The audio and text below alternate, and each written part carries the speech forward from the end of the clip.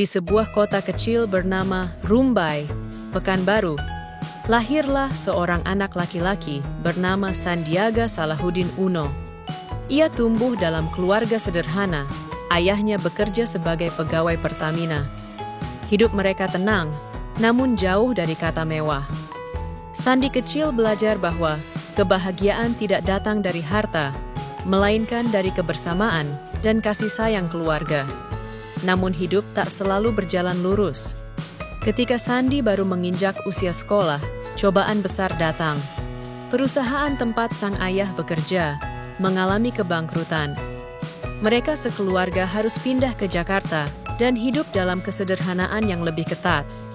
Ayahnya tidak lagi bekerja tetap, dan ibunya harus membantu memenuhi kebutuhan rumah tangga. Dari situ, Sandi belajar tentang arti ketahanan dan bagaimana bertahan meski keadaan tak berpihak. Meski hidup penuh keterbatasan, orang tuanya tetap menomorsatukan pendidikan. Sandi belajar dengan giat, penuh disiplin, dan selalu punya mimpi besar dalam diam. Ia adalah anak yang tidak suka banyak bicara, tapi tekadnya dalam belajar tak pernah goyah. Ia percaya, pendidikan adalah tangga keluar dari keterbatasan. Saat lulus SMA, Sandi mendapatkan kesempatan kuliah di Amerika Serikat. Sebuah lompatan besar bagi anak dari keluarga sederhana. Ia kuliah di Wichita State University, mengambil jurusan bisnis, dan berhasil lulus dengan predikat tertinggi, summa cum laude. Tak berhenti di situ, ia lanjut mengambil gelar MBA di George Washington University dan lagi-lagi menjadi lulusan terbaik. Bukan karena ia lebih pintar dari yang lain, tapi karena ia lebih tekun, lebih lapar akan ilmu, dan lebih kuat dalam menghadapi tekanan. Setelah lulus, karier Sandiaga meroket cepat. Ia bekerja di berbagai perusahaan besar internasional. Gajinya tinggi, kariernya stabil, hidupnya tampak sempurna. Tapi dunia kembali mengajarkan bahwa tak ada yang benar-benar aman. Tahun 1997, krisis ekonomi menghantam Asia. Perusahaan tempatnya bekerja di Kanada bangkrut.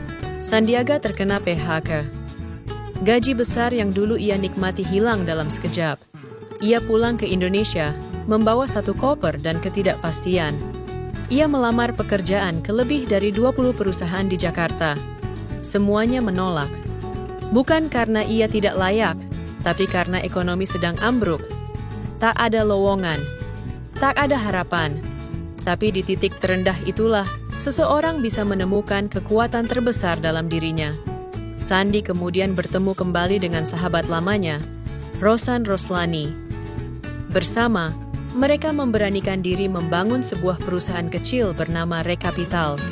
Modalnya nyaris nol, hanya pengalaman dan jaringan yang tersisa. Mereka mulai dari bawah, jadi konsultan keuangan untuk perusahaan-perusahaan kecil yang nyaris bangkrut. Mereka tak punya kantor mewah, hanya ruang kecil dengan peralatan seadanya. Selama 6 bulan pertama, tidak ada pemasukan berarti. Tapi mereka tidak menyerah. Mereka tahu, kepercayaan dibangun dari waktu dan komitmen. Dan akhirnya, satu demi satu klien mulai datang. Dari perusahaan kecil hingga perusahaan besar yang percaya akan integritas dan kecermatan mereka. Dari sana, Sandiaga dan mitranya mendirikan Saratoga Investama. Kali ini mereka bermain di sektor real, energi, tambang, telekomunikasi, dan infrastruktur. Sektor-sektor yang tahan krisis dan menjanjikan masa depan.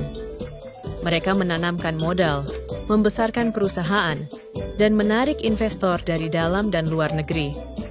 Saratoga menjadi salah satu perusahaan investasi terbesar di Indonesia. Dalam waktu kurang dari 10 tahun, Sandiaga Uno berhasil mengubah nasibnya dari seorang pengangguran menjadi salah satu pengusaha terkaya di Indonesia. Tapi yang luar biasa bukan soal uangnya, tapi perjalanan kerasnya. Dari PHK, dari nol, dari keterbatasan. Kesuksesannya bukan datang dari keberuntungan. Ia percaya pada prinsip kerja 4K. Kerja keras, kerja cerdas, kerja tuntas, dan kerja ikhlas. Ia bangun pagi sebelum matahari terbit, tidur larut, dan menjaga kedisiplinan seperti tentara. Ia menjaga kepercayaan rekan bisnisnya. Dan yang paling penting, ia tak pernah lupa dari mana ia berasal. Meski telah menjadi orang sukses, Sandi tak lupa pada masyarakat. Ia aktif di berbagai organisasi, membantu UMKM, mendorong kewirausahaan di kalangan anak muda, dan mengajarkan bahwa kegagalan bukan akhir, melainkan pintu masuk menuju sukses. Tahun 2017, ia memilih masuk ke dunia politik. Ia menjadi Wakil Gubernur DKI Jakarta. Dalam tugasnya, ia mencetuskan program OKOCI, program kewirausahaan berbasis kecamatan untuk mendorong masyarakat kecil mandiri secara ekonomi. Ia percaya bukan hanya investor besar yang layak dibantu, tapi juga warung, pedagang kecil, penjahit, dan pengrajin. Meski masa jabatannya tak lama, programnya terus berlanjut. Ia lalu mencalonkan diri sebagai Wakil Presiden Republik Indonesia. Meski tidak menang, namanya tetap dikenal sebagai sosok yang bersih, profesional, dan pekerja keras.